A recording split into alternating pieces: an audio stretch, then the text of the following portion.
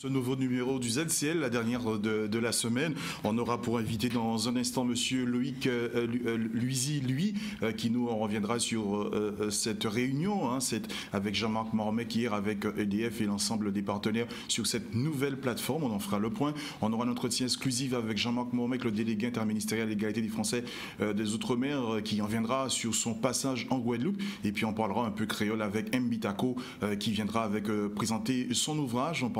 On viendra sur la foire qui s'est déroulée à Milan avec Madame Adonaïs. Et puis en fin d'édition, on partira sur la nuit de la poésie qui va se dérouler demain. C'est du côté de Pointe-Noire. Voici le sommaire du ZCL. Bonjour Keïssa. Bonjour Jean. Alors les titres de l'actu de ce vendredi. Oui Jean, voyons les titres qui font l'actualité aujourd'hui. Et nous ouvrirons le journal d'aujourd'hui en partant pour Basse-Terre, où hier eut lieu une réunion des présidents de la région, du département, des communautés d'agglomération et des communes sur la problématique de l'eau. Des réponses ont été apportées, nous verrons donc lesquelles. Et on continue en redescendant sur la Grande Terre, direction les Abîmes, où hier après-midi, la ville des Abîmes a organisé pour l'ensemble des acteurs du monde associatif le rendez-vous de l'info associative. Qu'est-ce que c'est? Eh bien, nous en saurons plus dans la suite du journal. Et nous finirons le journal d'aujourd'hui avec la manifestation du Creps Antilles-Guyane qui a organisé hier la deuxième édition du Trophée du Creps, un événement qui a pour ambition de récompenser et d'encourager les sports qui se sont distingués et les performances au cours de l'année 2017. Mais pour l'heure, c'est l'interview avec Jean. Oui, avec Loïc, vous êtes référent Guadeloupe du réseau Jeunesse Outre-mer. Hier après-midi s'est déroulé en présence du délégué interministériel Jean-Marc Mormec, le président et l'ensemble de grands chefs d'entreprise, cette plateforme qui a été lancée. Alors, Monsieur Luisi, peut-on nous dire un mot sur la présentation de ce dispositif? Depuis quand ce dispositif existe? Oui, alors le dispositif Égalité Emploi a été initié par Monsieur Jean-Marc Mormec en 2016 et on a pour vocation, nous, avec l'association Jeunesse Outre-mer, d'être administrateur. C'est-à-dire qu'on va diffuser par le biais de cette plateforme les offres d'emploi, les offres de stage. Donc c'est un accélérateur, un facilitateur pour les personnes qui recherchent un emploi, un stage, mais aussi pour les entreprises. C'est-à-dire qu'il va y avoir un dispositif qui est mis en place pour que les entreprises puissent avoir un accès au chat avec des personnes en direct pour mettre à jour les annonces et faciliter justement les échanges. Il y aura un premier filtre qui sera fait.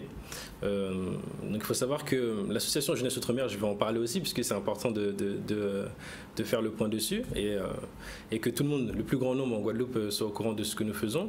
Jeunesse Outre-mer aujourd'hui, c'est quoi? Alors Jeunesse Outre-mer est une association qui a pour but d'aider les jeunes dans l'insertion professionnelle. On organise un certain nombre d'événements, des ateliers coaching RH, des sessions de networking qu'on appelle Job Connect. Il faut savoir que la base de l'association est sur Paris. Et on a des présences dans toutes les délégations, en Martinique, donc ici en Guadeloupe, en Guyane, à Saint-Martin, à Mayotte également, en Nouvelle-Calédonie. Donc on a pour objectif de vraiment favoriser l'insertion professionnelle de cette jeunesse ultramarine. Cette jeunesse ultramarine, cette idée, ce dispositif a été mis en place suite à une étude où les jeunes ultramarins avaient du mal à pouvoir s'insérer dans la société?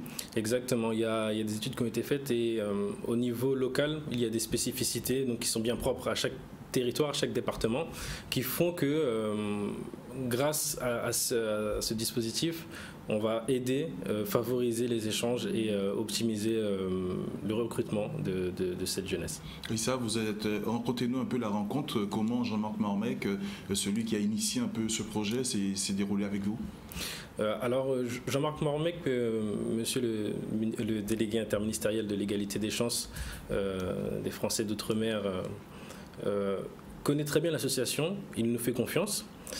C'est pour cela que nous en avons aujourd'hui l'administration et donc il nous soutient dans tous nos événements. On a déjà réalisé plusieurs émissions télé sur France O à Paris avec lui et on a vraiment le rôle, un des rôles principaux, central je dirais, pour pouvoir aider cette jeunesse. Dans cette association, il y a combien de personnes?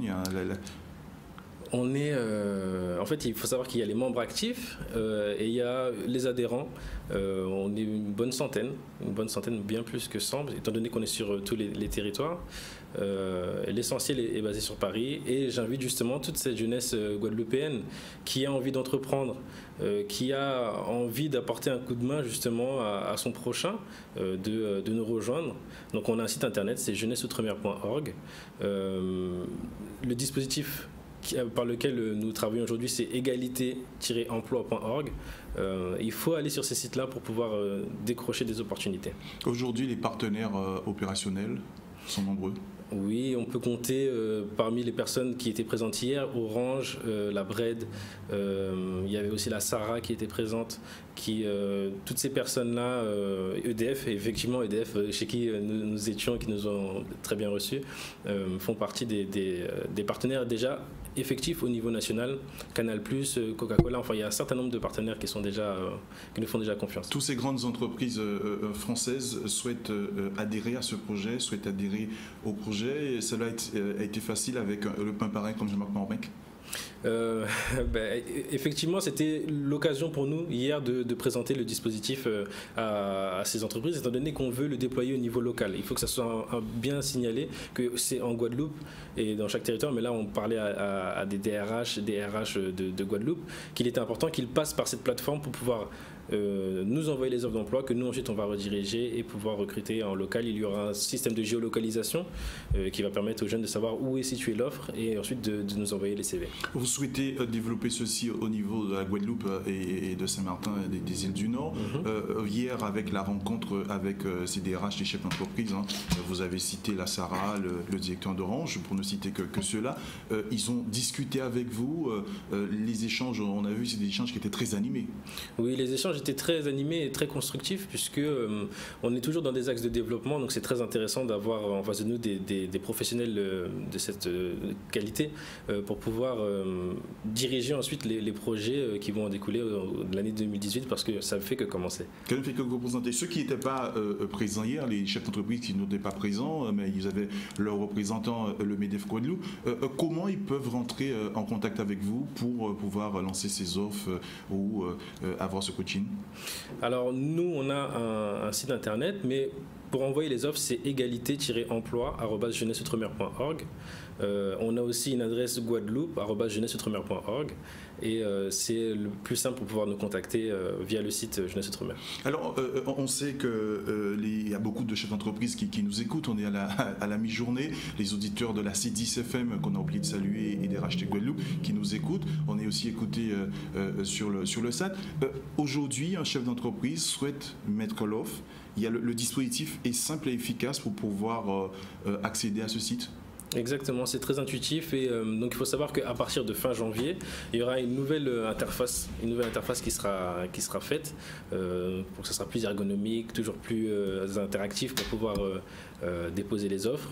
Donc il y a le côté des entreprises qui déposent les offres et le côté où il y aura les demandeurs d'emploi qui vont déposer leur CV. C'est très important pour que la machine fonctionne, que tout le monde joue le jeu. À partir du moment que le chef d'entreprise dépose l'offre sur le site, Qu'est-ce qui suit après? Alors, il faut savoir que nous, de notre côté, on a un pôle coaching RH qui sélectionne un certain nombre de CV et qui coach un certain nombre de jeunes pour les préparer aux entretiens.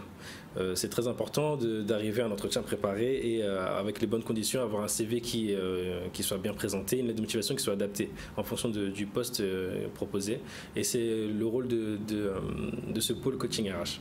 Et ce pôle coaching, depuis le début en 2016, a coaché combien de jeunes? Alors en tout pour tout, il y en a environ 500, plus de 500 qui ont été coachés, une vingtaine qui ont été embauchés avec des contrats bien qualifiés. Et le coaching, c'est sur une pléiade de métiers différents? Oui. En fait, il n'y a pas de limite, je dirais, dans les filières. C'est toutes filières confondues. Aujourd'hui, en Martinique, ce même dispositif sera redéployé. Vous avez des référents en Martinique, en Guyane, en Réunion? Oui, effectivement, on a des référents dans ces délégations. Et l'idée, c'est pour tout le monde de travailler sur ce dispositif et d'en faire la promotion. Monsieur Loïc Luizy, combien de temps vous donnez toute cette équipe, toute cette centaine de personnes pour que ce dispositif puisse être à plein régime? Alors vous savez, c'est un vrai travail de fond qu'on mène tous les jours. C'est une association, donc on est bénévole, on donne du temps, parce que ça nous porte à cœur de pouvoir aider notre prochain. Et je ne pourrais pas vous dire de suite combien de temps, pour ne pas revenir dans un an et vous dire « Ah ben vous voyez, on n'a fait que ça ». Mais plutôt qu'on va faire le maximum pour que ça soit effectif le plus tôt possible. Vous utilisez tous les moyens de communication, tous les réseaux sociaux pour permettre que l'information puisse arriver au plus grand nombre. Des rencontres seront organisées en Guadeloupe, outre celle d'hier. Oui, bien sûr, et on va aussi recruter des nouveaux jomiens, comme on appelle, au cours de nos événements, parce qu'il nous faut toujours des forces vives, bien pensantes et disponibles pour pouvoir nous aider dans notre construction, dans notre cheminement, je dirais. Et on organise, comme je vous dis, des Jom Connect, qu'on appelle. Donc si vous voyez Jom Connect défiler sur un mail ou sur LinkedIn, parce qu'on est très actifs sur les réseaux sociaux, vous pouvez nous suivre sur Facebook, LinkedIn, Instagram, YouTube également. On a des chaînes sur tous ces réseaux-là pour pouvoir diffuser nos informations. Hier, j'ai noté que les chefs d'entreprise qui étaient présents notaient une spécificité à la Guadeloupe. Et ça, vous allez y travailler? Oui, et c'était très bien qu'ils aient souligné ce point qu'en Guadeloupe, il y ait beaucoup de TPE et de PME qui ont des spécificités bien particulières au niveau du territoire, pour lesquelles on va travailler sur ce sujet-là. Et ce même dispositif, les spécificités que ce que la Guadeloupe n'a pas la Martinique seront... Chaque territoire a sa propre spécificité, justement. C'est pour ça que c'est important qu'on soit en relation continuelle avec ces personnes pour pouvoir bien travailler sur le sujet. Dans ce secteur, Loïc Luizy, il n'y a pas que le réseau Jeunesse Outre-mer, vous allez travailler aussi avec les autres organismes qui font le même type de travail. Vous êtes ouvert? Effectivement, oui, on est ouvert, et c'est surtout qu'on a déjà un certain nombre de partenaires institutionnels, entreprises et associatifs, comme je pourrais citer la GEG. En Martinique, c'est Martinique Ambition Jeune. Justement, avec la GEG, comment ça se passe? Alors, il y a un certain nombre d'événements qu'on a organisés en partenariat, et il faut bien sûr qu'on se rapproche d'eux pour pouvoir définir les axes pour l'année 2018. Le rectorat, l'université. Voilà, ce sont toutes ces institutions, ces organismes sur lesquels il faut qu'on travaille aujourd'hui. Donc je les invite à venir à notre rencontre également sur notre site et directement nous contacter. C'est un vaste sentier. Voilà, c'est pour ça que je vous dis que c'est un gros chantier et que j'espère qu'on va y arriver. Il faudra du temps, il faut des mains, il faut des cerveaux aussi. Donc toute personne est bonne à prendre. Et pour que l'association puisse fonctionner, il faudra aussi de la manne financière. Effectivement, donc on est toujours comme toute association, dans une démarche de recherche de partenaires et de financement. Donc s'il y a des mécènes, je dirais des sponsors qui veulent bien contribuer à notre grossissement, ils sont bienvenus. Hier, vous disiez votre histoire personnelle, que vous aviez postulé un peu à EDF. Et comment ça s'est passé pour des ultramarins? On sait qu'aujourd'hui, les ultramarins qui sont en France, c'est difficile. Comment ça s'est passé pour vous? Il a fallu se donner les moyens, tout simplement. Je dirais que si on veut trouver, on peut. Et c'est pour ça que je l'ai bien signalé hier, je l'ai précisé, puisque c'était des personnes qui ont l'oreille attentive à ce type de témoignage, qu'il faut vraiment y aller à un moment donné. Moi, le fait d'être dans le réseau et d'avoir cette position de référent fait qu'on est dans une dynamique où on entreprend, où on va à la rencontre des personnes, et c'est ça qui débloque des opportunités. Loïc Luizy, on va vous proposer de regarder cet entretien qu'on a réalisé avec Jean-Marc Mormec, le délégué interministériel à l'égalité des Français des Outre-mer, qui était présent hier lors de ce lancement. Regardons plus ou moins cet entretien réalisé pour la ZCL. Le délégué interministériel à l'égalité des Français d'Outre-mer. Vous êtes sur le département depuis lundi. Vous avez lancé cette initiative Entreprendre dans les quartiers. Vous avez rencontré le président du conseil régional. Vous avez rencontré la présidente du conseil départemental. Vous avez eu des échanges cet après-midi. Vous avez eu avec ces dirigeants d'EDF Archipel Guadeloupe ce lancement de cette plateforme. On peut dire que vous avez eu un séjour complet dans le département. Oui, carrément, on peut dire complet. ça a été, bon, on est venu pour ça aussi. On est venu pour ça. C'est un peu tout le bilan de ce qu'on a fait depuis ces 20 mois, où on a réuni, je l'ai dit, plus d'une vingtaine d'entreprises pour les inciter à penser à ces jeunes qui sortent des Outre-mer, mais aussi actuellement ces jeunes de banlieue, parce que ces jeunes de banlieue, ces jeunes des Outre-mer qui arrivent en métropole vont aussi en banlieue. Voilà, c'est de penser à eux, c'est de aussi les sensibiliser sur l'entrepreneuriat, c'est de pouvoir s'occuper de tous ces jeunes, des jeunes qui rencontrent des difficultés d'embauche, mais aussi des jeunes qui se portent bien et qui ont peut-être envie d'un coup de boost, qui aussi ils ont envie qu'on s'intéresse à eux, comme pour l'ambassade américaine, cette convention qu'on a signée en disant que on s'occupe des jeunes de métropole, mais il ne faut pas oublier que les Outre-mer sont à 2 heures des États-Unis, où il faut aussi s'en occuper. Voilà, c'est tout ce travail depuis les 20 mois où je suis à la délégation, où j'ai voulu l'optimiser en venant dans les Outre-mer et en disant voilà, faisons ça, et aujourd'hui je pense que le travail à porter, c'est productif et c'est bien. Jean-Marc Mormec, quand on entend ces chefs d'entreprise d'Orange, de la Sara, tous les grandes entreprises guadeloupéennes signer avec vous, et puis ces échanges qui sont fructueux. Oui, et moi je suis content pour ces jeunes, parce que c'est le travail de la délégation, elle porte, donc on sensibilise, on arrive à sensibiliser les gros chefs d'entreprise, et puis à diffuser cette information pour que les autres aussi, les filiales, puissent y adhérer. Donc moi je suis encore content, et puis il y a encore plein de choses à faire. Maintenant il va falloir aider ces jeunes forcément qui ne cherchent pas toujours des entreprises ou qui ne cherchent pas du travail, mais qui ont envie de monter leur propre entreprise ou qui ont envie de développer l'entreprise. C'est comment les aider à optimiser ça, comment les aider à peut-être à restructurer leur entreprise, et cette restructuration ramènera peut-être aussi à l'économie du pays. Donc je pense que c'est ça qui est important de faire. Aujourd'hui je vais ouvrir à ça. Alors comment faire? C'est de monter, je pense peut-être voir comment on peut faire, travailler avec un fonds d'investissement, comment on peut sensibiliser aussi les gens. Voilà, ça va être mon deuxième, si on me garde encore cette délégation, ça va être le deuxième boulot pour dire bon, il faut que ces jeunes on puisse les aider financièrement de façon à développer leur activité, ce qui pourra mener aussi un peu d'économie un peu dans nos îles. Depuis le début de cette initiative, c'est plus de 500 jeunes qui ont été coachés, 20 emplois qui ont été débouchés, donc on peut dire le travail amène ses fruits. Oui, le travail, après on sème, on récolte ce qu'on sème. Donc aujourd'hui c'est ça. J'ai même postulé à la CAF du 94. Donc je pense qu'ils vont nous prendre pas d'un coup, mais au moins une trentaine de jeunes en contrat d'apprentissage, et ensuite après si ça fonctionne bien, de façon à les garder. Enfin voilà, moi je me limite pas pour les entreprises, je me limite pas pour faire pour me dire rien n'est impossible si on se donne les moyens. C'est ce que je leur dis. Alors moi aussi je me donne les moyens de les aider. Vous avez rencontré le président de région Harry Chalus, c'était en région, c'était mardi. Vous avez eu des échanges avec lui. Vous avez discuté de quoi? Bon, on a eu des échanges parce que je venais avec comment dire, le fait de pouvoir être ambassadeur de bonne volonté. Moi j'ai sollicité Corsair, qu'ils ont dit oui pour ramener ces jeunes en métropole pour les voyages. Déjà c'est bénéfique pour eux, et puis maintenant on avait sollicité le président de région Laluz pour payer les 3 voyages à ces jeunes, où il a répondu tout de suite présent. Après maintenant s'il veut, j'espère qu'on pourra travailler de façon à développer autre chose. Nous à la délégation on a plein d'idées, des fois il nous manque des moyens, donc si on peut, s'il peut nous en louer, et puis on peut l'aider à aussi optimiser ce qu'il fait.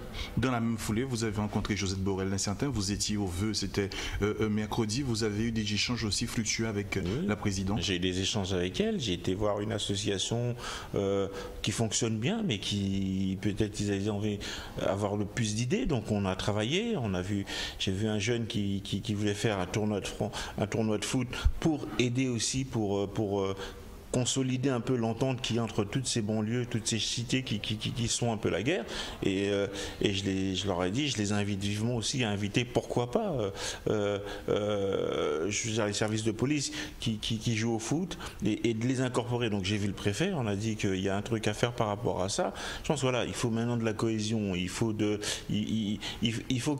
ces jeunes puissent, que la police puisse rentrer aussi dans les banlieues, parce qu'il n'y a pas que du travail, mais aussi il faut diminuer la délinquance, et il y a plein de choses à faire. Il y a vraiment plein de choses à faire. Il y avait une nécessité, Jean-Marc Mormec, d'innover avec ces ambassadeurs de bonne volonté. Oui. Pour quelle nécessité? Parce que quelque part, on combat les injustices, on combat quelque part les discriminations, et c'en était un. On est à 2 heures des États-Unis, et on a 8000 km de la France. Ils font pas mal de dispositifs d'ambassadeurs de bonne volonté. Il y a ce week-end en métropole, ils ne le font pas ici, alors qu'on est juste à 2 heures. Les Outre-mer, c'est la France. Et ces jeunes seront investis d'une mission? Bien sûr, et ils seront à Washington, ils vont rencontrer des gens importants, ils vont travailler avec des associations, ils vont développer un réseau personnel, mais tout ça c'est positif, et ils vont continuer à parler l'anglais, ils vont perfectionner leur anglais. Tant mieux pour eux, il faut qu'ils le fassent. Si vous êtes reconduit à la délégation, vous avez encore la tête pleine d'idées? Il y a toujours des choses à faire. De toute façon, vous savez, quand les choses s'arrangeront, c'est que cette délégation n'aura plus lieu d'être.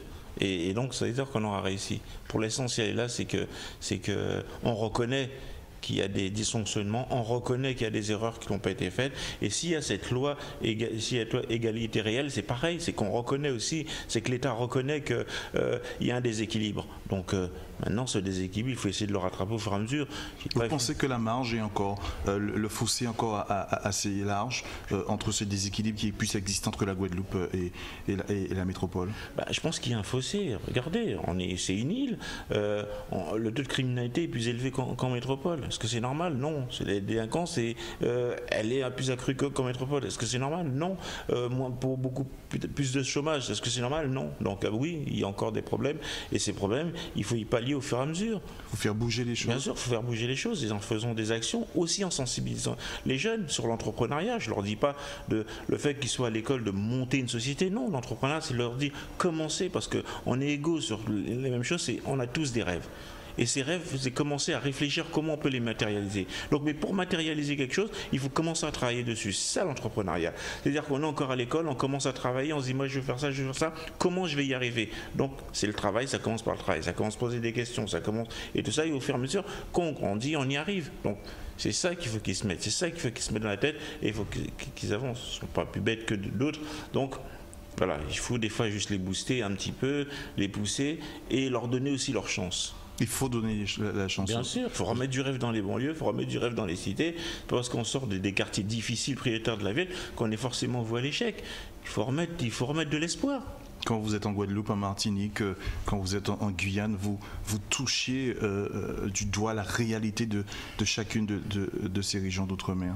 En tout cas, moi je pense, et puis là, le fait qu'on ait passé 4 jours, on l'a vu, médiatiquement, ça a porté ses fruits, mais je pense qu'on a touché aussi certains jeunes. Là, aujourd'hui, on voit les sociétés qui se mobilisent et qui veulent travailler avec nous. Donc, pour moi, c'est que positif, et il faut continuer, il faut rien lâcher. C'est la force d'un pays, c'est sa jeunesse, et si on fait rien pour cette jeunesse, où on va aller? Et on est les autres. Moi, j'ai été un de ces jeunes qui est né en Guadeloupe et qui est parti en métropole. Et aujourd'hui, c'est un juste retour. La plupart de ces gens, ils m'ont encouragé, ils m'ont aidé à être aussi ce que je suis. Ne serait-ce, c'est la petite tape dans le dos, c'est le félicitation, et qui m'a poussé. Donc maintenant, c'est un retour des choses en disant faisons ensemble. Voilà, il y a ce slogan qui dit le vivre ensemble, mais on est bien obligé de vivre ensemble, même si on n'aime pas l'autre. Mais c'est le faire ensemble qui est important. Donc il faut changer ce slogan en disant faisons ensemble. Et faisons ensemble, c'est construire quelque chose, consolider quelque chose pour qu'il puisse avoir quelque chose pour demain. Pour que les choses puissent avancer. Bien sûr. Merci Jean-Marc Mormec. Un entretien réalisé hier à la suite de cette réunion, Monsieur Luizy, que vous avez assisté avec ce réseau de partenaires qui va vous suivre en Guadeloupe. On a envie de vous dire bonne chance et que cette initiative fonctionne pour ces jeunes ultramarins. Oui, on vous remercie, et puis on vous remercie aussi pour cette invitation qui nous permet d'avoir toujours un peu plus de visibilité, et on espère vous revoir très bientôt pour vous donner encore plus d'informations. Un numéro de téléphone, un contact très rapidement pour les jeunes et chefs d'entreprise qui souhaitent rentrer en contact avec vous, puisque aussi vous faites du coaching. Alors sur LinkedIn ou sur Facebook, allez sur la page Jeunesse Outre-mer, tout simplement. Merci, Monsieur Loïc Luizy, d'être venu sur le plateau du ZCL pour nous expliquer, bien sûr, ce dispositif d'égalité d'emploi qui est mis en place et qui est déjà en ligne pour les chefs d'entreprise et pour les jeunes. Qui est ça? Retour à l'actualité, Jean. Comme je vous le disais, un titre par en haut, parlons problème. Hier, à Basse-Terre, lieu une réunion des présidents de la région, du département, des communautés d'agglomération et des communes sur la problématique de l'eau. Suite à ce rassemblement, les parties présentes confirment leur accord au sujet de la validation de la réalisation d'un programme de travaux d'urgence en matière d'eau potable pour un montant de 71 millions d'euros. Proposé par la conférence des présidents des communautés d'agglomération des communes et réalisé par les deux collectivités majeures, régions et départements. Pour mettre fin au tour d'eau et aux pénuries observées dans certains secteurs, Harry Chalus, Josette Borel-Lessertin et Éric Jalton au micro de Chris Kevimani. C'est un moment important pour la Guadeloupe de pouvoir discuter des problèmes d'eau et de prendre des décisions. Ce qui est important, c'est qu'aujourd'hui, la région s'est engagée à 30 millions. Les 41 autres millions seront portés par le département, les EPCI et l'État. Je pense que nous irons vite pour pouvoir arrêter ces tours d'eau. Il semblerait, selon les techniciens, si nous arrivons à faire ces 71 millions de travaux, on n'aura plus de tours d'eau en Guadeloupe et par la suite nous allons continuer à travailler pour pouvoir boucler ce plan de 600 millions de manière à réparer tous les réseaux de la Guadeloupe, mais donner de l'eau à toute la Guadeloupe en partant de Belocado et d'autres barrages que nous aurons sur le territoire. La région s'est engagée à une somme. Ça peut être moins après, en fonction vraiment de ce que nous allons découvrir, mais pour l'instant, selon les chiffres avancés par les techniciens, 71 millions d'euros. Donc, nous le faisons et nous verrons par la suite. Ce qui est important pour nous, c'est que tous les Guadeloupéens aient de l'eau. Mais rassurez-vous, on l'oublie de le dire souvent, ça fait quand même 1 an que je me bats dans ces réunions où on a fait ce plan de financement avec l'État, le département. Nous avons promis de faire 50 millions sur 10 ans, ce qui faisait 700 millions pour réparer tous les réseaux de la Guadeloupe.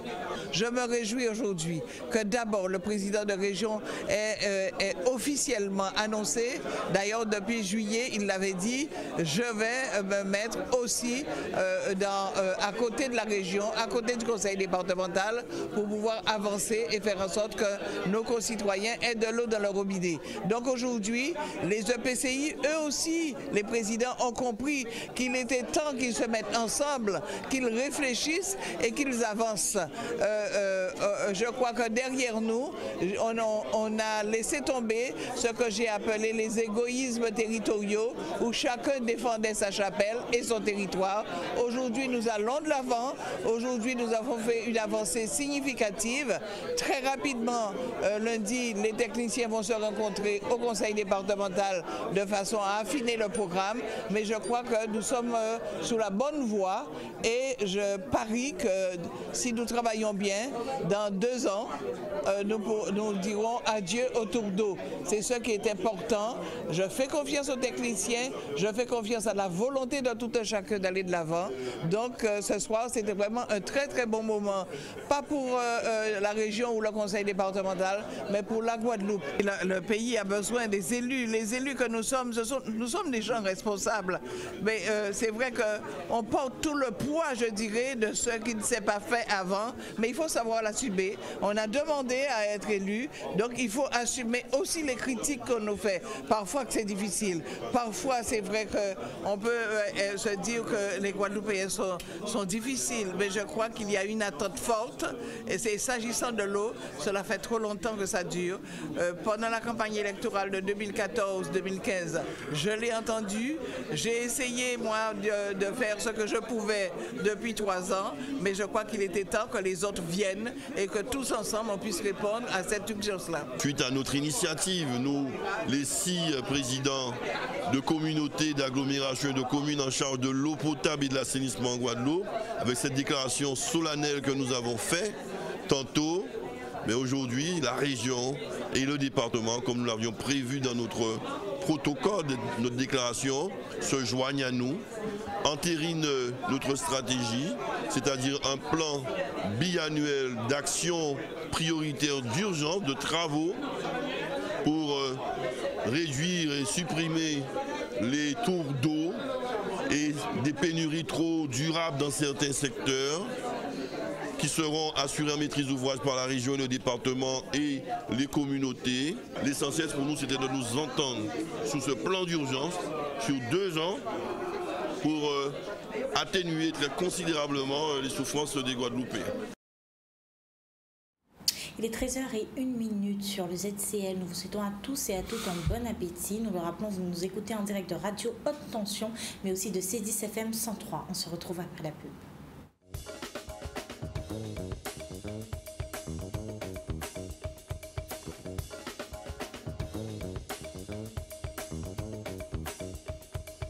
Adonis. Et voilà, de retour sur le ZCL, il est 13h06. On passe à l'interview avec Jean. Oui, bonjour Madame Isabelle Flandrina Adonis.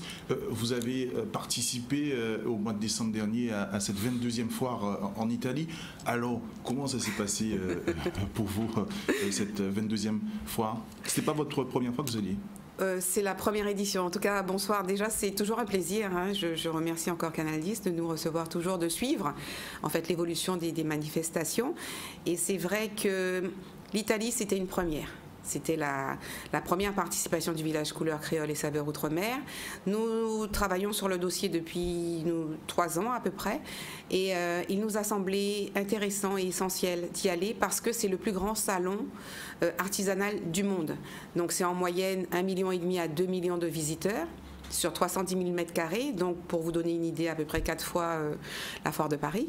Et il est vrai que nous avons été absolument bluffés par l'immensité de la manifestation. Donc j'ai ramené des photos, je ne sais pas si vous allez les passer, mais ça donne vraiment envie d'y aller. Donc là, nous étions en petit comité.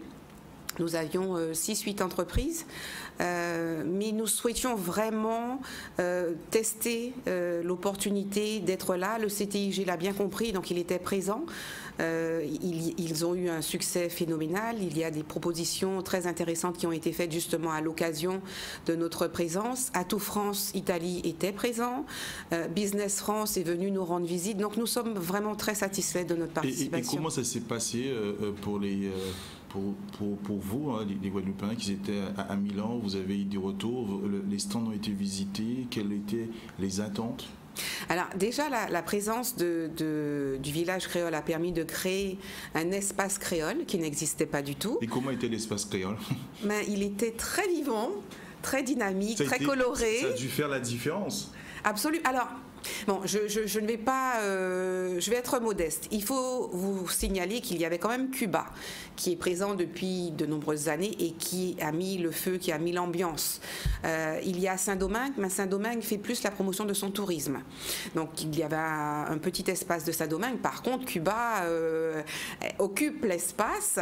Et c'est vrai que nous avons donc eu la conviction complète, totale, qu'il fallait absolument que nous retournions en force avec cette fois la musique, le carnaval.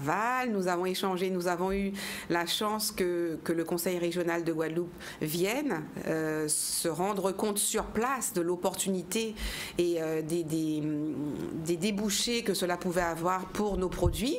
Et il est vrai que nous allons, je pense, travailler avec le comité du tourisme et la région et voir d'autres régions ultramarines sur l'édition 2018 très en amont. L'édition 2018 qui sera la 23e, donc vous avez vu, vous avez eu des idées, vous avez des contacts et vous allez revenir, vous avez dit, vous allez encore améliorer ce que les Outre-mer peuvent faire. Bien sûr, nous sommes capables d'excellence. Je pense que nous l'avons déjà prouvé. Il y a de la demande puisque quand nous sommes partis, l'Italie nous a surtout demandé de leur faire un petit rapport avec nos remarques, avec nos desiderata et ils souhaitent vraiment collaborer de façon étroite avec nous pour mettre en place quelque chose de vraiment très qualitatif, très vivant, très dynamique, très coloré et qui donne vraiment, qui reflète vraiment tout le potentiel que nous avons aux Antilles, aussi bien gastronomique que culturel que touristique. Dans ce melting pot avec plus de 100 nationalités sur une foire, celle de l'Italie, on a envie de se poser la question, c'est un véritable moyen de vendre la destination Guadeloupe. Est-ce que en amont de votre départ, s'il y a eu cette synergie, cette cohésion dont pour vendre ces destinations Guadeloupe? Tout à fait, puisque comme je vous le disais, le CTIG était présent. Il a vraiment, ça a vraiment été un partenariat et ce n'était pas un exposant, c'était vraiment un partenariat. Il a permis, l'antenne de Paris a quand même mis en place des points presse. Il y a eu la venue de journalistes italiens par l'intermédiaire du CTIG sur le stand Village Créole.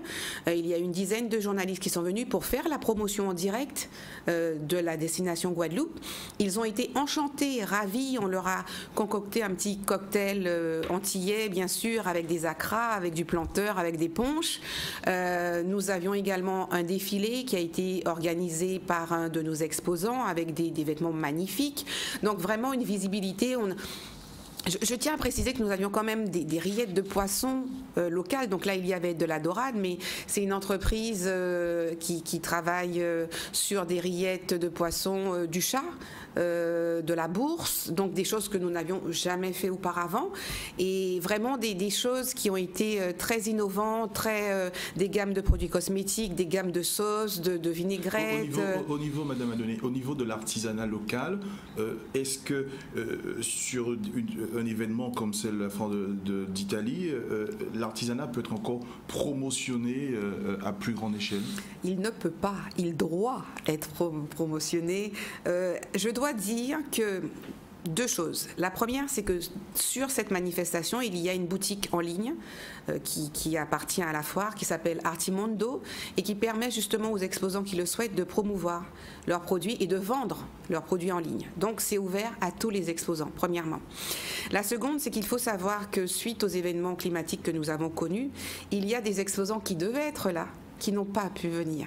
Donc, nous avions un potentiel vraiment très intéressant d'artisanat d'art, d'agrotransformation, de cosmétiques que nous n'avons pas pu réaliser à la dernière minute à cause de ces intempéries, mais nous avons déjà l'assurance que pour cette édition 2018, nous aurons un éventail et un panel d'activités, de produits et de services qui sera énorme. Pour l'édition 2018, ça va se dérouler à peu près en fin d'année? À la même période. À la même période, début décembre. Toujours à Milan. Oui. Vous partez avec l'objectif, vous allez préparer, vous avez quoi, environ 10 mois pour préparer un événement, partir avec une grosse délégation. Vous avez pris déjà les contacts en Martinique? Tout à fait. Je dois rendre un petit rapport à la Martinique, justement, qui m'a posé la question. À la Réunion également, Wallis et Futuna sont intéressés. Donc nous avons la Guyane, je dois leur faire un rapport. Ils attendent avec impatience toutes ces photos, toute cette communication qui a été faite et avec l'objectif et l'ambition, bien sûr, que nous ayons la représentation la plus totale possible de l'outre-mer. La plus totale de l'outre-mer, ça va représenter un budget, il y aura toute une série, une logistique à mettre en place. Comment ça se passe au niveau de la logistique? Alors justement, finalement, comme on dit chez nous, c'était un mal pour un bien parce que quand nous sommes arrivés sur place, nous avions eu un petit souci au niveau de la douane qui avait quelques difficultés à comprendre que l'outre-mer, c'était la France. Donc pour eux, à partir du moment où il y avait la mer, il n'était pas possible d'avoir la communauté européenne. Donc c'est vrai que ça nous a permis de réajuster certaines choses et de planifier pour cette nouvelle édition 2018. Donc voilà, ça permet de paramétrer, de savoir sur quel horizon on doit aller, rajouter la musique, rajouter le culinaire et d'avoir vraiment quelque chose de très beau. Vous avez déjà des idées? Vous pouvez nous donner quelques petites indiscrétions au niveau de la musique? On est entre nous. Est-ce que vous avez une petite idée? Alors, je dirais simplement qu'il y a eu une suggestion un peu globale, régionale même, pour le carnaval, parce que c'est vrai que c'est quand même très important chez nous. L'idée, c'est vraiment de mettre aussi, je pense, la destination Guadeloupe en avant, de mettre certaines manifestations comme la Route du Rhum, comme les fêtes traditionnelles que nous avons en avant et de profiter de ce public énorme et conséquent pour promouvoir le plus totalement possible la destination Guadeloupe et l'outre-mer. Madame Isabelle Flandrila, outre la foire de Milan, vous avez participé à d'autres foires en France hexagonale, à Monaco, à Nice? Oui, nous avons réalisé le village couleur créole à Nice plusieurs fois, 4 fois. Nous l'avons réalisé également à Monaco, à Castres et nous envisageons bien sûr de de l'élargir le plus possible à l'extérieur et à l'international. Et ça se passe comment toujours quand vous faites ces sorties, vous représentez toujours avec le même objectif de représenter la Guadeloupe, promouvoir la destination Guadeloupe? Tout à fait, promouvoir la destination et l'excellence, le savoir-faire et le savoir-être de la Guadeloupe et de l'outre-mer, et vraiment avoir une opération très qualitative, très complète et qui met en avant vraiment tout le potentiel de nos destinations. Donc il y a ce village et bien sûr il y a tout ce qui est forum d'affaires, forum économique. La prochaine sera notamment par exemple à Dubaï et aux Assises nationales du centre-ville au mois de juin. Très rapidement dans la Caraïbe, vous faites des foires?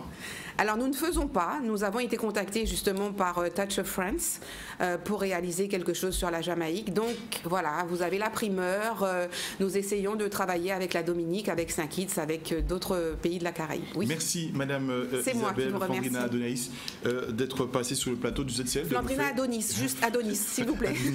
De nous faire ce rapport exhaustif sur cette participation à la foire de Milan. Et puis vous parlez déjà la prochaine fois, la 23e fois qui va se dérouler à Milan. Il est il est à peu près 13h15. On va continuer avec Keïssa. Oui, je vous le disais en titre. Hier après-midi, la Ville des Abîmes a organisé pour l'ensemble des acteurs du monde associatif le rendez-vous de l'info associative, un événement qui s'est déroulé au Centre des ressources des Abîmes Robert Hertin. Le thème abordé a été la formation et les informations sur les fonds sociaux européens avec la DIECT. Le reportage avec Stanley Manicor. Surtout pour les associations qui sont les forces vives du territoire, qui animent le territoire, qui accompagnent un certain nombre de projets au niveau de la ville et même du territoire de Cap Excellence. Donc nous avons décidé depuis quelques années d'initier les jeudis de l'info associative avec de différents partenaires. Parce que les associations, des fois, elles se sentent seules, elles ne savent pas comment remplir un dossier, elles veulent accompagner des citoyens sur le territoire et ça pose effectivement un certain nombre de difficultés. Donc nous avons décidé, une fois par mois, avec un thème bien précis, d'accompagner, d'informer. Et nous avons ce soir le retour, vous voyez que la salle elle est pleine. Nous avons un retour, je dirais, de qualité, un retour important. Ça voulait dire que les associations étaient en attente et en demande d'accompagnement de la collectivité. Disons que pour le Fonds social européen particulièrement, ce sont tous les projets qui ont un rapport avec l'emploi. Soit la formation pour accéder à l'emploi, pour les gens qui sont déjà en emploi, formation des salariés pour s'adapter à leur poste de travail, formation des salariés pour pouvoir que leur entreprise puisse progresser, pour que l'entreprise puisse s'adapter aux mutations économiques et à la concurrence, formation des jeunes pour qu'ils puissent accéder à l'emploi. Il y a aussi des actions qu'on appelle des actions d'insertion qui concernent les personnes qui sont éloignées de l'emploi, les chômeurs, les personnes handicapées ou les personnes qui sont bénéficiaires du RSA. On a aussi des actions d'accompagnement pour ce type de public, aussi des actions d'accompagnement pour ce type de public aussi. Il y a effectivement les fonds européens, il y a la collectivité, il y a le projet de ville porté par Cap Excellence, mais il y a d'autres projets portés par l'ARS, par le Parc national. Donc, et ils savent en plus qu'au niveau de la Ville des Abîmes, ils trouvent un accompagnement. Nous avons effectivement des fonctionnaires dédiés à l'accompagnement des associations pour monter des projets. Alors bien sûr, les projets du FSE, ce sont des projets qui sont béton, qui sont un petit peu compliqués. Et là, la DIECT, en rapport, en lien avec le conseil départemental, accompagne la ville, mais accompagne surtout les associations pour pouvoir monter des projets, mais surtout être éligible aux projets pour avoir des subventions qui, n'oublions pas, accompagnent tous les citoyens du territoire dans différents domaines, que ce soit la santé, que ce soit la culture, que ce soit l'insertion, etc., etc. Et hier, le CREPS Antilles-Guyane a organisé la 2e édition des Trophées du CREPS, un événement qui a pour ambition de récompenser et d'encourager les sportifs qui se sont distingués par leurs performances au cours de l'année 2017. Ces jeunes, par leurs exploits sportifs lors des championnats de France, championnats d'Europe et autres championnats du monde, ont su attirer les projecteurs sur la région des Antilles-Guyane tout en véhiculant les valeurs portées par le CREPS. Tous les jeunes sportifs, leurs parents, les entraîneurs, les responsables de pôle et présidente de ligue ont répondu présents à cet événement. À cet effet, notre correspondant Olivier Mouradel est parti sur les lieux. Voyons donc le reportage. C'est une soirée de récompense, c'est-à-dire que c'est pour nous l'occasion que l'on a d'honorer un peu les sportifs qui ont performer cette saison 2017 au niveau du CREPS. Et donc c'est en fait les accompagner, leur permettre de savoir qu'on les observe, qu'on va les accompagner dans leurs projets et qu'on tâchera de les amener au plus haut niveau si l'on peut. Alors le bilan, il est très, je dirais pas exhaustif. Cependant, ceux qui seront récompensés aujourd'hui, ce sont à travers donc les différentes disciplines. C'est surtout donc les sportifs d'une manière individuelle. C'est aussi ceux qui ont performé aussi dans des sports collectifs. Mais c'est aussi les centres de formation, les centres d'entraînement qui sont au CREPS que nous voulons aussi récompenser. Donc on a mis en place un certain nombre, si vous voulez, de critères, et pour chaque critère on a évoqué donc un ou deux candidats. Donc on ne pourra pas voir tous les résultats puisqu'il y en a effectivement assez pléthore. Cependant, c'est ceux qui sont les plus significatifs. C'est un travail de plusieurs années, qui date de plusieurs années. Je suis resté 4 ans à la cité scolaire au CREPS. Et c'est la première fois que je reçois une distinction aussi importante. Donc ça montre que le travail paye et on va continuer à travailler pour obtenir ce genre de distinction. Tout d'abord, il y a eu les Carifta Games où j'ai eu une médaille de bronze. Après, j'ai fait les championnats de France, j'ai fait les Carifta Games sur 800 mètres où j'ai une médaille de bronze. J'ai fait les championnats de France sur 400 mètres où j'ai une médaille d'argent et cela m'a permis d'aller au championnat d'Europe avec le relais 4x400 mètres où j'ai obtenu une médaille d'argent. La collectivité régionale, donc le CREPS depuis cette année, depuis l'année dernière, qui est passé sous la tutelle de la collectivité régionale et c'est vraiment pour nous une grande fierté de voir ces jeunes en devenir être récompensés pour tous leurs efforts qu'ils ont fait en 2017. Et toujours pour leur dire effectivement, ma présence ici, c'est pour leur dire effectivement que nous sommes là, que nous allons les accompagner, les suivre et aussi leur donner les meilleures chances de manière à ce qu'ils restent les plus performants possibles, tout en aussi assurant une formation scolaire, mais aussi un suivi dans leurs efforts. Donc ce soir, une très belle soirée organisée aussi par le CREPS, dirigé par Eddy Couriol. Donc pour nous, collectivité régionale, c'est quelque chose de très symboliquement fort, mais ça correspond aussi à une volonté assez affirmée qui va être déclinée au cours de plusieurs actions cette année autour du sport guadeloupéen. Il est 13h23, nous sommes en compagnie de M. Mbitakok. C'est bien cela, Mbitako, pardon, nous sommes en présence de M. Mbitako. Il a écrit son premier roman qui s'intitule Timon en moins. La sortie est prévue le 25 de ce mois. J'ai dit 25. Ça réunion sont à la pointe à 6h soirée. Donc nous allons passer en page de publicité et puis nous allons recevoir après. Bien, merci.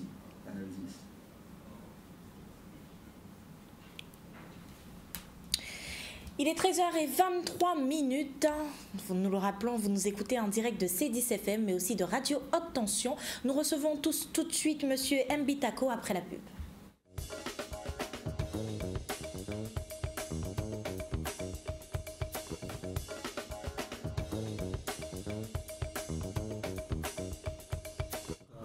Il est 13h30 pour ceux qui ne nous rejoignent que maintenant. Revoyons les titres qui ont fait l'actualité aujourd'hui.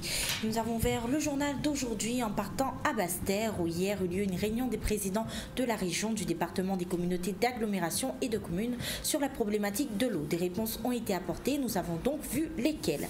Et nous avons continué en redescendant sur la Grande Terre, direction les Abîmes où hier après-midi la ville des Abîmes avait organisé pour l'ensemble des acteurs du monde associatif le rendez-vous d'un info associatif. Qu'est-ce que c'est? Eh bien, nous avons vu dans la suite du journal. Et nous avons fini le journal d'aujourd'hui sportivement avec la manifestation du CREPS Antilles-Guyane qui a été organisée hier. C'était la 2e édition des trophées du CREPS, un événement qui avait pour ambition de récompenser et d'encourager les sportifs qui se sont distingués par leur performance au cours de l'année 2017. Mais pour l'heure, c'est l'interview. Et c'est tout de suite avec Jean. Oui, merci Keïssa. Nous allons recevoir Mbitako qui vient présenter nous premier roman et ma pas premier là premier ouvrage qu'il a écrit et qui est sorti jeudi avait un titre Timon en moins. Alors Mbitako nous a rappelé que où j'ai écrit pas mal, on a fait traduction à pas mal d'ouvrages ou pas premier venu dans le milieu là. Nous prenons image en case. Timon en moins, c'est fait taille à case là. Pour faire un fétail en cas, on met ça pour mettre en bail, pour tchamber et commencer avec la fondation là. Donc, on marque un paquet de livres à poésie, conte, théâtre, pour les gens qui prennent l'habitude de lire créole facile. Puisque alors, justement, là, ça, c'est paroles, en cas, je dis juste des mots là, ça, c'est paroles parlées. Là, on lit conte, on raconter conte, là, on lit théâtre, c'est dialogue, on parler, là, on lit poésie, on réciter poème. Et on mettait un discours à Barack Obama en créole, c'est un discours, c'est une parole, vous dit devant un micro. Et on mettait une pièce théâtre à Derek Walcott en créole, mais c'est une pièce théâtre Derek Walcott prend dans conte à Tijan et il mettait un genre en théâtre. Mais théâtre aussi, qu'on compte ses paroles parlées. Et après, en fond, deuxième niveau de travail, qui c'est lectimental, et Jean Lavi Kabat Kataï, qui c'est, ça veut dire qu'il y a 3 côtes, puisqu'elles sont bitées en lien dit dans tête bouche fermée, lecture silencieuse. Et bien à présent, nous avons fini de faire taille à casa, nous avons fini de faire case là, et vers premier roman en moins, qui c'est Timoun en moins, qui c'est même bitin qui ont créé 3 côtes, mais là son gros livre, on seule pièce, il faut prendre un tiers des premières lignes là, dernier là. C'est un roman. Un bit à nous a rappelé qu'on fait partie des rares auteurs qui a écrit et marqué créole. Alors, à l'initiative là, ça, parce qu'on a souhaité qu'il fait promouvoir la langue créole. Alors, moi, pas dans ce truc là, ça. Vous savez, ni monde qui était l'école avec moi, il fait médecin, il fait ingénieur, il fait avocat. Moi, en fait écrivain.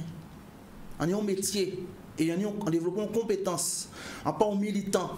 En son Guadeloupe, on a remarqué en langue créole, puisque la langue en moins, on l'éveille, on apprend à parler français dans l'école là, et veut dire que c'est comme mépriser nous. Moi, je joue à chien, spécialement. Il a fait Timouna Jambé, l'école, il a fait nous, Timouna paysan doublé, puisque nous ne savons pas parler français, il a apprendre nous parler français en l'école française à Mouna. Eh bien, apprendre à parler français, d'accord, on va parler français bien, je là, pas un problème ça. Mais langue en moins, langue là, pas pour moi, là, c'est langue créole, c'est choix en moins. En tout cas, en chinois, en tout cas, en chinois, en tout cas, en Sénégal, en tout cas, en wolof, en son Guadeloupe, en tout cas, en créole.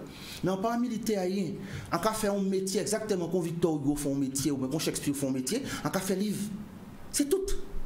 Et à dans travail à faire livre en moins, en un propre projet en moins, qui c'est faire mon lit créole facile avec théâtre, poésie et conte, et après faire mon lit créole pirène avec lectimental, conte, histoire courte, roman et d'autres bitins, même catégorie là. Alors, Mbitako, là, on a dit, nous avons développé, nous avons pris temps nous pour développer, parce que nous avons rappelé qu'il y a à la C10FM, les auditeurs à C10FM qui ont coûté nous, à RHT qui ont coûté nous. Là, on a dit qu'on va apprendre à parler et lire créole facile. Qu'est-ce que ça veut dire? Alors, on va dire merci pour le développement là, on va permettre là. Nous, jeudi jour, en 2020, nous avons un système à créer mondialisation et Internet et avec satellite.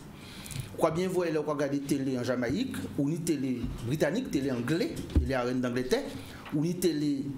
On peut ni télé italien, on peut ni télé américain pendant ou Mozambique, ou pendant en Jamaïque, ou pendant en Haïti, ou en Guadeloupe. Ou ni télé à Yo. Yo, pas ni télé en nous. D'accord? En Angleterre, il n'y a pas capté télé incident. Mais nous, nous, nous yo.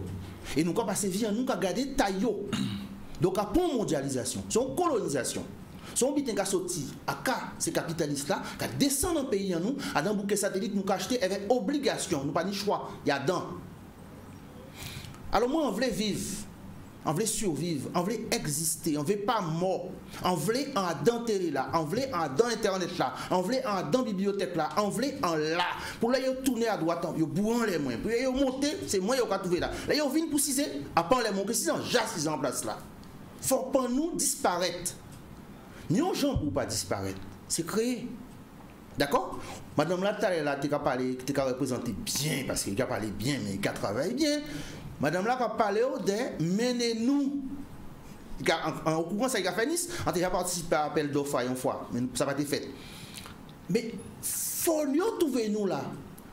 Nous avons fait livre, nous avons fait 10, nous avons fait petit, nous avons fait. Eh bien, moi en livre, on a fait langue moins. Après, même Jean traduit des requêtes en créole, même Jean Moun en France qui a traduit Shakespeare en français, ou Moun en Italie qui a mofoisé Shakespeare en italien, eh bien, il y a que mofoisé livre en moins en français, ou en allemand, ou en italien. Mais moi, il y a marqué en langue moins. Comme ça, là, on moun qui prend un mofoisage à livre en chinois, il est marqué traduit le livre là, ça, ils mettaient en chinois, en les bases à livre là, mais c'était marqué en créole là. Justement, oui, continuez. En ce sens là, ça, nous, en 2020, nous là. Mais en 1900, nous pas là. En 1950, nous pas là. En 1980, nous pas là. L'État français était interdit nous par les créoles. L'État français était interdit nous servir langue créole. Et misi en misi, ni moun en Guadeloupe qui gourmet pour te imposer langue créole par Guadeloupéen. Faire Guadeloupéen tini langue créole là. Et après, M. Jospin, en 2001, prend décision de mettre créole l'école en 2002. 2002. En fait, décret là, en juillet 2001. Et M. Cazeneuve, les Jospin créé ça en 2001, il créait CAPES à langue créole.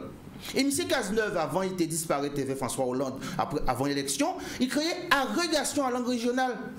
Voilà, nous n'avons pas ni rien biho. Tout le monde qui a fait doctorat, puisque les doctorats sont diplômes universitaires, on peut faire en Allemagne, on peut faire en Occident, on peut faire aux États-Unis. Eh bien, je dis, nous avons une langue, mais nous qui avons 20 ans, 15 ans, 10 ans, nous pas apprendre à lire l'école. Système français, ici, c'est langue française. On fait mathématiques en français, on fait anglais en français, on fait créole en français. Eh bien, nous allons chercher à faire mon lit créole sans y apprendre à lire.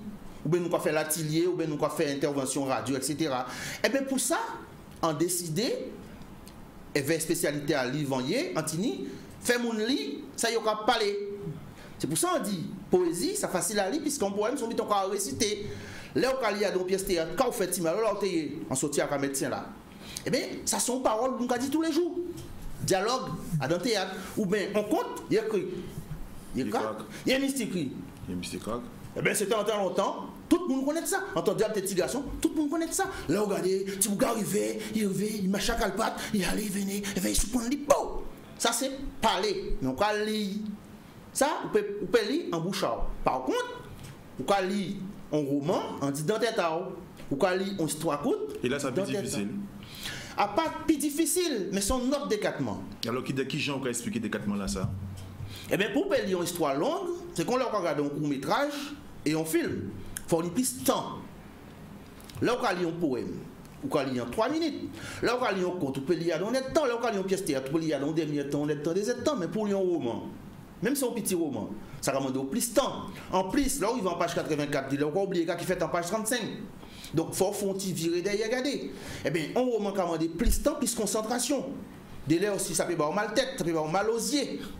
Tant moins qu'il a fait 378 pages. Alors, Bidago, nous allons rappeler que le livre ça qui est sorti jeudi. Jeudi 25, le sur ta 6h, soir et demi. Ou bon, nous, en petit extrait. Alors, combien de temps on prend pour écrire le livre ça? Bon. Et quand il mène à écrire le livre ça, Timoun en moins. Bon, parce que le titre là est éloquent.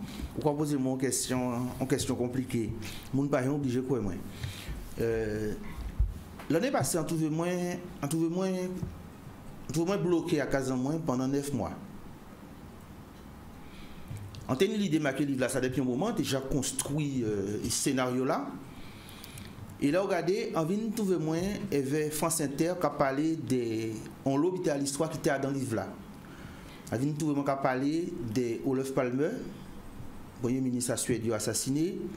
Évidemment, si on parle de Olof Palme, on peut parler des apartés, on peut parler des URSS.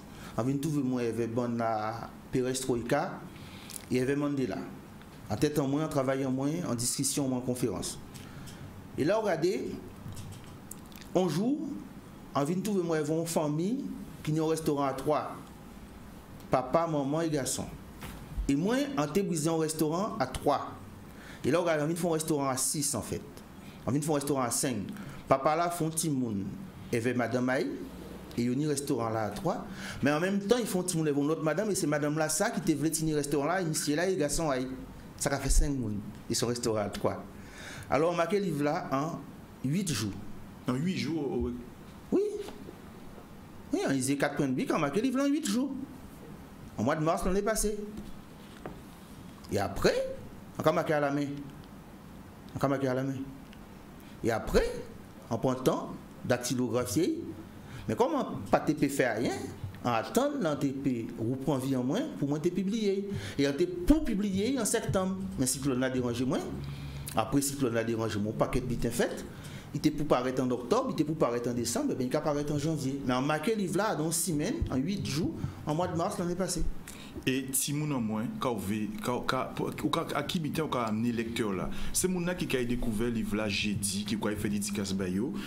Si moun en moins, quand on veut mener lecteur, les prochains lecteurs, les moun qui a acheté le livre là. Alors, technicien là, si une gentillesse passer photo à couverture à livre là, c'est moun qui est vrai. Si moun en moins, c'est histoire, on l'a montré deux moun, Charlène et Sansan. Charlène sont une négresse, Sansan sont une béquille. Là, on va dire ti, on va parler de l'âge. Parce que Sansan a dans famille avec qui n'y pogne et pouvoir, qui a commandé. Qui n'y l'argent. Plus que ça, l'argent, ça n'a rien. C'est pouvoir. Yo ni l'or, yo a commandé. Et Charlène a dans famille à négresse bandée contre tir à coche.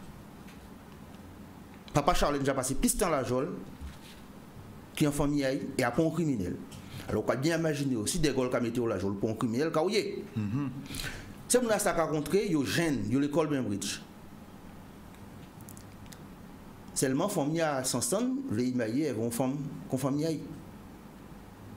Mais l'amour c'est l'amour. Et Charlène qui vient trouver qui a fait un petit monde bas Sansan. Et en même temps, l'autre madame là, qui a maillé vers Sansan là, qui a fait un petit monde bail. Donc Sansan ni un petit monde vers négresse, et Sansan ni un petit monde vers un femme blanc qu'on lit.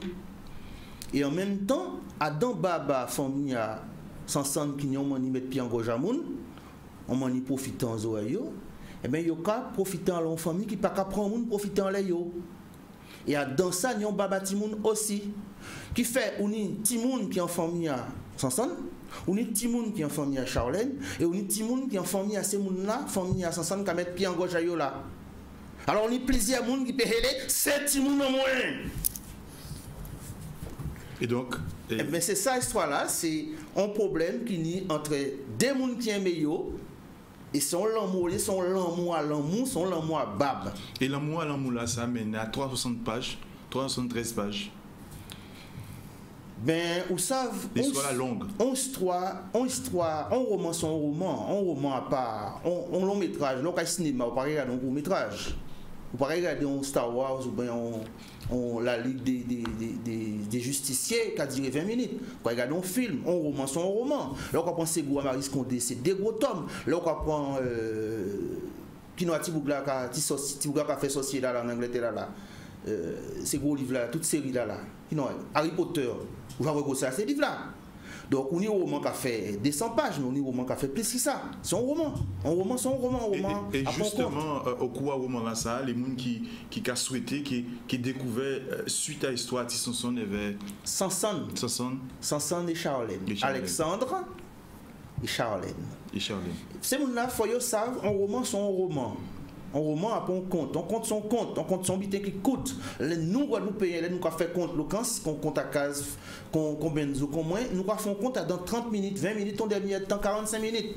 Mais un roman, c'est un roman. C'est mon en cas espéré, yo aimé lire, puisque on a parlé de mon livre, et en cas espéré, yo que prend temps lire un roman en langue créole. C'est le deuxième roman en langue créole en Guadeloupe. C'est deuxième là, dans toute histoire nous. Ça a deuxième là, puisqu'il est pas sorti. Eh bien, on va espérer que nous avons envie qu'on ait cette histoire là. Ça, c'est une histoire qui a fait entre 1960 et 2000. C'est une histoire qui a concerné nous toutes, en sens en moins, en inventant une histoire avec peuple Guadeloupe. Mais Guadeloupe n'a pas exporté des rois. Puisque Charlène qui a venu trouver qu'à défendre la partie. Mais ça, on peut dire aussi dans le roman là, ça, c'est qu'on est 1986 dedans. 1986, le monde qui connaît. C'est une période charnière. On passe à aussi charnière, mais son date qu'a compté dans l'histoire de la France. Il y a dans l'histoire moins. À l'université, et il y a un jour, il y a une élection en France, élection à député, et M. Mitterrand perd l'élection. Mais M. Mitterrand était proportionnel. Et parti à M. Le Pen, vient trouver 35 députés de l'Assemblée nationale. Et joue là ça. Là, on va annoncer l'élection, il a commencé à foutre nous coup. Le journaliste a annoncé le résultat pour qu'il a commencé à tomber en nous. Charlène Adam. Ça c'est 1986. Et Sansan Adam. Peut-être qu'il n'y a pas en même temps là. Mais il y a Adam. Parce que c'est pour là, en 1986, là, il est rentré à l'Assemblée nationale, c'est pour qu'il a défilé sur Champs-Élysées, c'est pour qu'il a défilé la Sorbonne, il a dit Hitler 1933. c'est un commencement. Et il y a dit fait si moun. Faut moun te réagir. Et bien Charlène qui a réagi. Son roman qui n'a l'eau roustin rebondissement. Son roman qui n'a l'eau roustin dedans. Mais son roman l'amour papa maman tini pour petit moun ayo.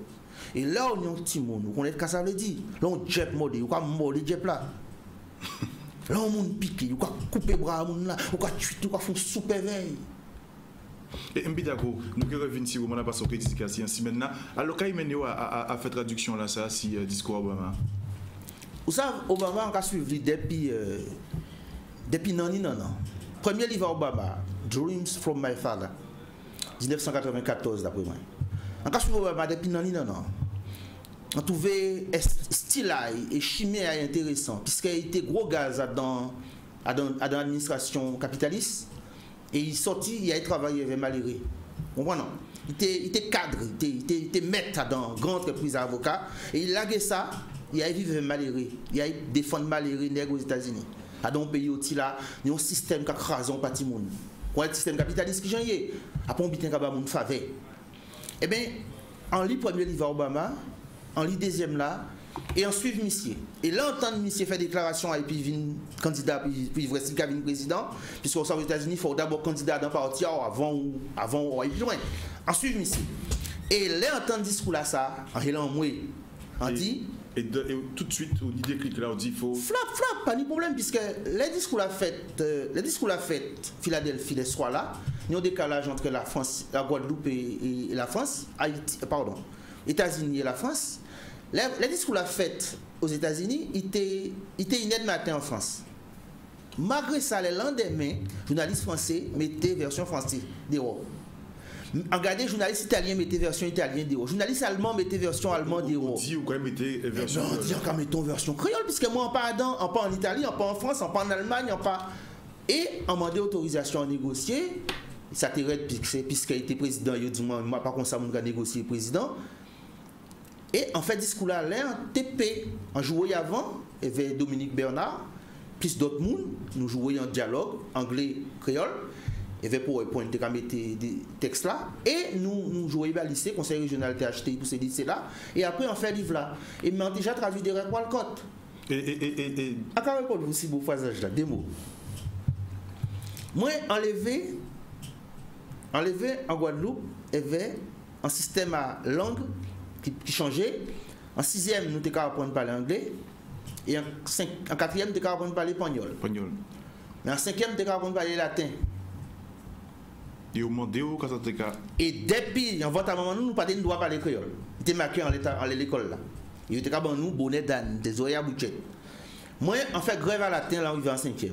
Ça marqué dans le dossier scolaire. Pourquoi on fait grève à latin? Pourquoi on veut apprendre à parler toute langue vivante qui nie comme anglais, espagnol? Et plus son langue mort, et on a tué ton moins, il y a aider yo, tuer ton moins. On fait grève à latin. On fait latin université parce qu'on choisit faire latin. Mais on refusait faire latin en 5e. Ça m'a créé dans le livre scolaire en moins. Eh bien, comme on paquet de monde alentour en moins, joue là qui a dit, au lieu de perdre temps avec l'anglais, on apprend à parler anglais, moi on prend créole là, on mettait le même niveau que l'anglais là. Comme ça, là, on prend un livre en moins. Qui a des records code? Qui t'a Barack Obama? Ou quoi, vous anglais là et créole là en face? Quoi suivre? Même hôtel là. Puisque langue pas qu'à dominer langue, monde pas qu'à dominer monde. Et monde qui veut laisser monde dominer yo, pour les maillots, monde qui veut laisser d'autres langues dominer langue, c'est pour les maillots. C'est pour ça qu'on fait, en mettant anglais en créole, yo à même niveau là. Là, un paragraphe en anglais qui a fini dans les pages gauche là, on a coupé paragraphe là et nous avons passé à l'autre page là, pour toujours à même niveau là. Mbidako, Kaimeno a fait à la Jean-Lavie Kabat. Jean-Lavie Kabat Kataï. Jean-Lavie Kabat Kataï, c'était en préparation, c'était un entraînement pour te lire roman au moins. Encore répondre-vous, histoire courte, histoire 50 pages, 80 pages, 100 pages, c'est un entraînement pour moun te prendre l'habitude en lecture mentale. C'était le premier livre qui a moun pour te lire en tête à yo sans lecture en bouche. Alors, moun qui lit Jean-Lavie Kabat Kataï à l'aise, eh bien, yoke à l'aise avec ti moun en moins, puisque yoke j'apprends l'habitude rentrer dans la lecture mentale. Alors ça, c'est un compte à Noël. Vous savez, ni on l'eau, mon incident, il y a prendre avion, il y a passer Noël à la montagne. Il y a une raison. Il faut nous vivre, il faut nous profiter de la vie. Mais moi, je ne pas comprendre, non, pas tout le monde qui a mené neige là ici. au courant, ni moun qui fait Noël et neige en Guadeloupe. Ils ont dépensé millions pour faire des Guadeloupéens en Guadeloupe, faire Noël et neige. Bon, pour moi, ça n'a pas de sens. C'est moun là, ça, ils ont à l'envers. Vous avez fait des Guadeloupéens découvrir neige, vous pouvez payer un voyage organisé, vous pouvez mener en pays à neige. Donc, en répondre, en fait, livre là ça, pour moi, te montrer Guadeloupéens qui j'en nous, qui fait Noël en nous ici dans. Dinosaures, cochon à Noël à Tiboboul. Très rapidement, jeudi, au cas dédicacé, livre là ça. Timon en moins, jeudi, Réminen Souta. Pas dédication, c'est présentation à livre. C'est baptême. C'est la première fois qu'il était là. Oui, baptême à livre là. Réminen Souta, jeudi 25 janvier à 6h30, 18h30. Et encore profiter du petit Bangou. Merci, monsieur Limet, puisque c'est un grand Bangou qui l'a encore salué, Père Bangou. Et encore profiter du Mala Siva, conservatrice des bibliothèques de la ville de Pointe-à-Pitre. Merci pour Foster Yoka Bon là. En même temps, même ballon la samedi 27, en dédicace pour la ça, au Moule, librairie La Ramure et librairie Point Lire. La Ramure, matin, 9h pour Iné. Point Lire, l'après-midi d'Amancourt, 2h pour 6h. Donc le 27 janvier, en Kéomoul, en librairie La Ramure et librairie Point Lire en dédicace. Merci Mbitako. En Ké, ou dis-moi annoncer dédicace moi. Le 31, mercredi 31, en Ké, Maison du Patrimoine, Bastet. En cas profiter dimanche, merci, CSBT, merci, et surtout, mon Radjouki, merci. En Ké, en dédicace toute la journée, Maison du Patrimoine, Bastet, le 31, et en Ké, VCIPN, dimanche 4, au Mémorial Act, à dans journée à Yo, l'entour, célébration à commémoration à l'esclavage. Première abolition là, c'était 4 février 1794. Donc en quel là aussi, en cas dit merci. Merci Mbidako Devine si plateau à ZCL là pour présenter ça où j'ai fait et ça où j'ai fait et j'ai dit au Kabayo rendez-vous à Réminen et Souta. Toujours dans le même registre avec Didier Manette. Demain vous allez organiser avec la bibliothèque de Pointe-Noire un bébélé en lecture. C'est ce qu'on peut retenir. Alors en tout genre, j'ai retenu il y aura cette lecture qui pourra être faite par des enfants de 2 ans. En tout genre. En fait, demain, donc les éditions d'Agmaron en partenariat avec la bibliothèque de Pointe-Noire et la ville de Pointe-Noire, c'est l'occasion de célébrer la lecture, parce qu'en fait, c'est la journée nationale de la lecture. Et quand on connaît les difficultés de la lecture qu'on rencontre. Justement, aujourd'hui, de moins en moins, c'est avec tous ces phénomènes des réseaux sociaux, on lit de moins en moins. Il y a 2 phénomènes. Il y a le fait qu'on lise de moins en moins et il y a surtout le phénomène qu'on ne sait pas lire. Et c'est ça le problème. C'est surtout ça le problème. Justement, vous allez demain faire ces différentes séances.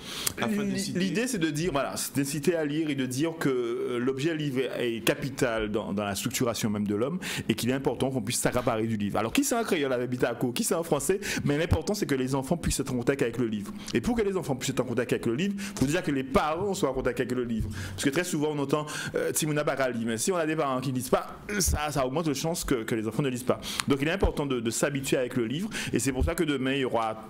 Dans la manifestation de demain, il y aura 3 phases. Lecture pour les petits, ensuite une phase d'élocution où les enfants vont lire des histoires et une phase plus avec les adultes où on aura le livre compté, le livre qui sera vraiment disséqué. Donc c'est vraiment l'occasion de plonger avec le livre.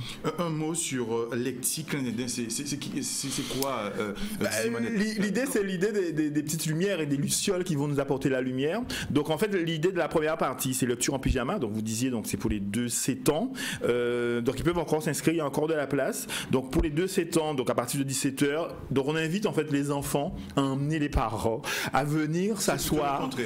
Non, j'invite les enfants à amener leurs parents. Dit papa, maman, viens écouter une histoire avec nous. Parce qu'il est important que, voilà, donc les petits, dites à vos parents que vous voulez venir vous installer à la bibliothèque et venir écouter un moment de lecture, partager des livres avec des camarades de 2-7 ans. Donc c'est vraiment pour intéresser les plus petits à s'intéresser à l'objet livre et à prendre l'objet livre. Donc on invite les parents, les enfants, à emmener les parents. Donc la douche, le pyjama même, ils peuvent déjà se mettre en pyjama. Donc l'idée, le thème, c'est lecture en pyjama. Donc on va chuchoter des lectures à ces enfants-là qui vont pouvoir écouter des histoires. Donc ça va se passer dès 17h, de 17h à 17h45 à la bibliothèque de Pointe-Noire.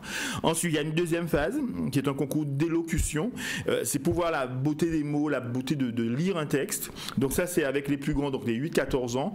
Désolé, il n'y a plus de place, mais les gens pourront assister en tout cas et écouter les enfants de 8-14 ans lire. Et c'est l'occasion aussi pour que d'autres camarades puissent les voir lire. Donc ça va plaire. Et la troisième partie, c'est à 19h. Nous avons un grand clin d'Indien autour du conte avec un conteur qui n'est plus à présenter, hein, c'est Fayot, Raphaël Anne-Rose, qui va nous faire voyager autour du merveilleux guadeloupéen. Ensuite, il y aura également des lectures avec un comédien, Dominique Bernard. Donc lui, il va véritablement lire des extraits de Condé, d'autres ouvrages. Donc les gens verront la beauté des mots, verront aussi comment lire une histoire, puisqu'on ne lit pas. Moi, quand je lis, par exemple, j'ai une voix pour chaque acteur du livre, parce que c'est important de faire vivre avec des voix, de faire vivre dans sa tête. C'est un film hein, quand on lit un livre. Et il y aura également Marie Louison, qui n'est plus à présenter aussi, qui est une des poétesses des éditions d'Aigle-Marron, qui a déjà publié plusieurs ouvrages et des ouvrages pour enfants, qui va dire des textes, qui va slammer, qui va compter également. Donc, et également moi qui vais participer à cette fête-là. Et tout le monde pourra aussi participer, puisque c'est une manifestation ouverte, hein, comme la plupart des éditions.